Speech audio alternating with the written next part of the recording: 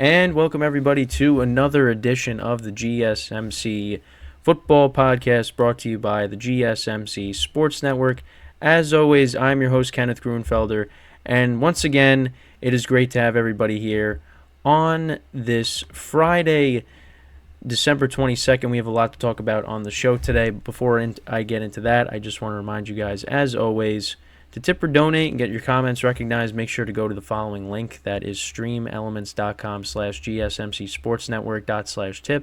Again, that really helps the show, makes the show more interactive between myself, the host, and you guys, the viewers. Again, that is streamelements.com/gsmcsportsnetwork./tip. And as always, this is displayed on the ticker on the bottom of the show segment down below. So, let's get right into what we are going to talk about for today. So we'll recap last night's game between the Saints and the Rams. There was big playoff implications with that game, so we'll get into that. Then in the second part of the show, we will preview the two Saturday games. The third part of the show will preview all the games for Sunday as well. And then in the final part of the show, we'll preview all the Monday games. So it's all previewing for Week 16, and that's the title of the episode for today. Obviously, Christmas weekend. There'll be no show on Monday, but we'll be back on Tuesday. So that's why we're getting all the previews of all the games for the show today. So so this is show number 2. Obviously, got wrapped up with the baseball. A little over a half hour ago. So so let's get right into the first topic here, which is talking about last night's game between the Saints and the Rams. So, again, this was a big game when it comes to playoff implications because obviously both teams coming in at 7-7. There's a lot of 7-7 teams. When you look at the NFC, and then you got 8-6 teams over in the AFC.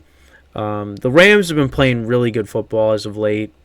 Heading into this game, the Saints coming off of back-to-back wins, although against the Panthers and the Giants.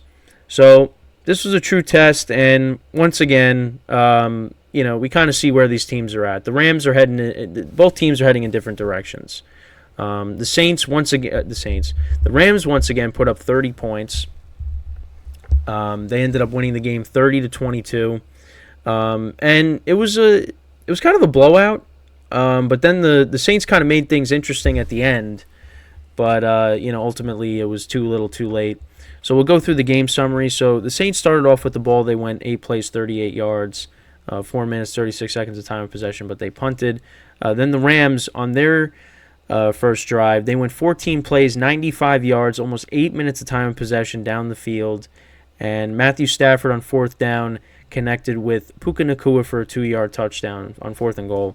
So that made it 7-0 Rams, and then the Saints turned it over on downs. Then in the second quarter, Rams kicked a field goal to make it 10-0. Saints punted, and then the Rams missed a field goal. That was from 47 yards out. And then the Saints actually turned that into points. 3 plays, 63 yards.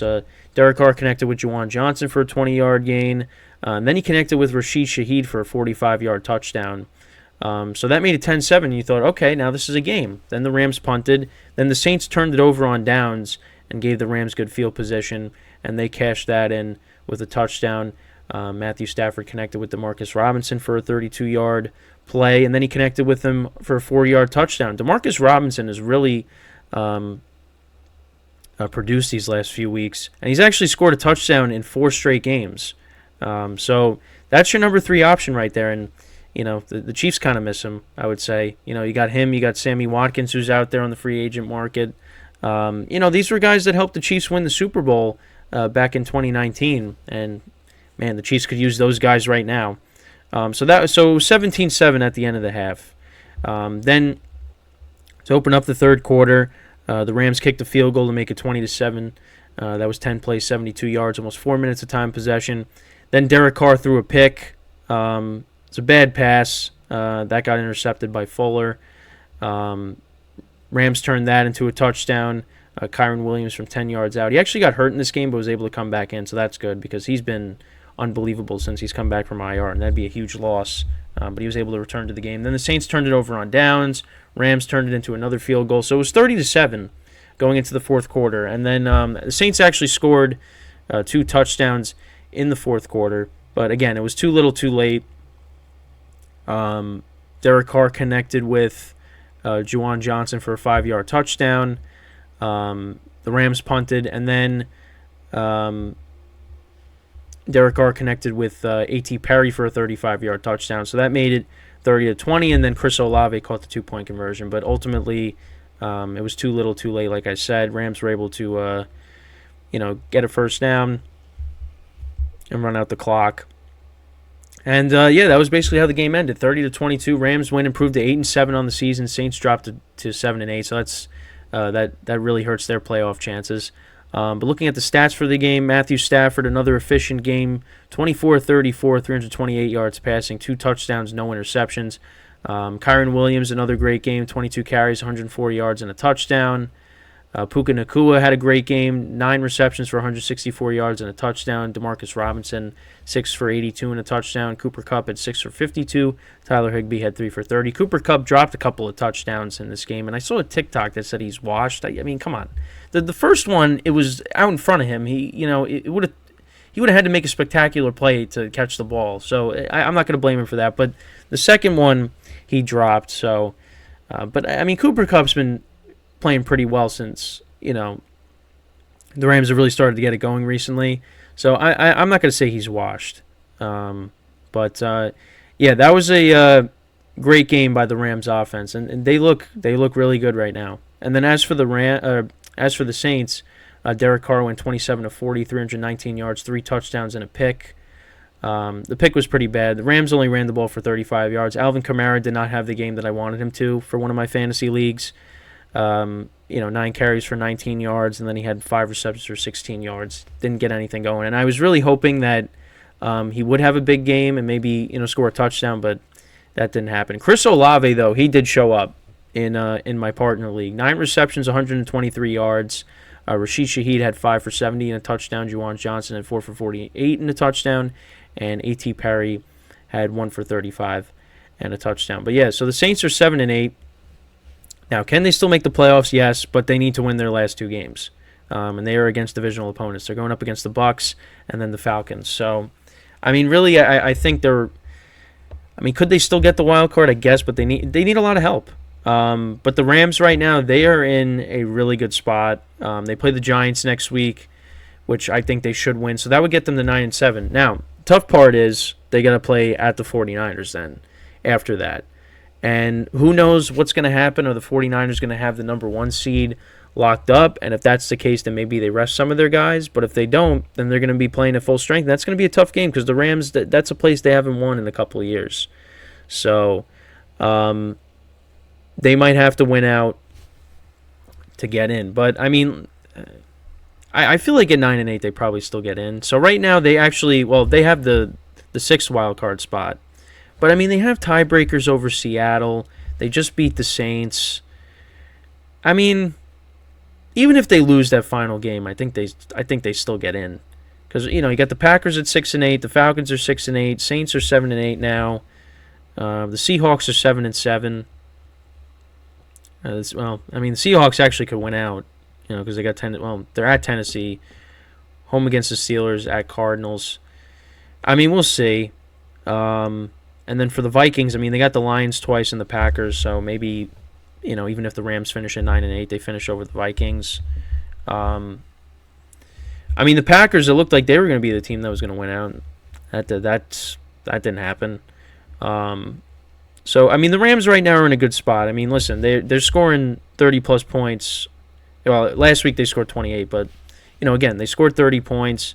They're running the football well. I mean, listen, they can maybe go in and upset the 49ers. It's possible. It's going to be tough, though.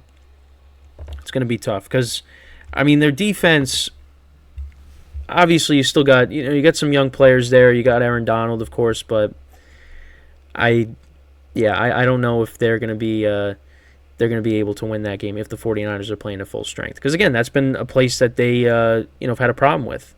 So, but, yeah, this win really helps the Rams when it comes to the playoffs. I mean, I expect them to beat the Giants next week. I would be surprised if the Giants somehow pulled it off. But I don't think so. But credit to them because I'll be honest, I really earlier in the season, and I brought this up yesterday, I believe. I really didn't expect them to make the playoffs. Because it's like when they got blown out by Dallas, I'm like, yeah, I mean, they're not the same Rams team, but Kyron Williams has come back, and that's changed everything. They have a really well balanced offense. They run the football well, and they got a bunch of weapons. I mean, Puka Nacua, I mean, he's having a great rookie season. Cooper Kupp is back. Higbee's a good tight end, and look at what Demarcus Robinson's been able to do. Like I said, 4 touchdowns in 4 straight games. He's a solid number 3 for them right now. And, Tutu Atwell got hurt, so that's given him a bigger role, and he's produced. And Matthew Stafford's playing like Matthew Stafford. So this team is going to be dangerous if they get into the playoffs, and this could set up a potential Matthew Stafford return to Detroit in the first round of the playoffs, which would be unbelievable if that happens. I really hope that's the case because you got 2 high-powered offenses going at it, Stafford returning to Detroit, Goff playing his former team that traded him. I mean, that would be a heck of a game if we get to see that. Now, they did play each other a couple of years ago, but that was when the Lions were terrible and, the Rams were, on their way to a Super Bowl championship. Now, it's different. Lions are a better team. Rams aren't as good as they were a couple years ago, but they're looking like it right now, at least, on the offensive side of the ball. So, we'll see. I mean, because obviously with the Rams, they don't have Jalen Ramsey anymore. There's no Von Miller, no Leonard Floyd. Like a lot of the guys that were on that Ashawn Robinson, I believe, was on that team as well. So a lot of those guys that were on that Super Bowl team for the defense aren't there anymore. I mean, Aaron Donald is there, of course, but we'll see what happens. But it's the Rams I think get in, but that last game against the 49ers is going to be really tough. It's going to be tough. And that could really determine whether they make it or not. But I think 9 wins should get them in. I mean, because listen, Seattle, they can win all 3 of their games, but they could definitely lose one. If they lose one of them, then that helps out the Rams, and then the other teams. I mean, they beat the Saints already. The Packers, if they finish with the same record as the Packers, if the Packers somehow win their final 3 games, then they'd actually hold the tiebreaker over the Rams because they beat them. That was when Stafford was out. But I think the Rams are in a good spot because a lot of it's not a slam dunk that these teams are gonna win out. I don't think what the Packers have done, it looked like they were going to, and that's not the case. Seattle, who knows? I think the Rams they should get in. They get to 9 wins. If they lose to the Niners, I think they should still be okay. But again, who knows? But if they somehow missed out on the playoffs, that would stink. Because I'd like to see them in. See if Stafford can get another shot at a ring. But we'll have to find out. So with that, we are going to take our first break of the show, and then when we come back, we are going to preview the Saturday doubleheader. We'll talk about those games when we come back from our first break of the show. So stick around, and we'll be right back here on the GSMC Football Podcast.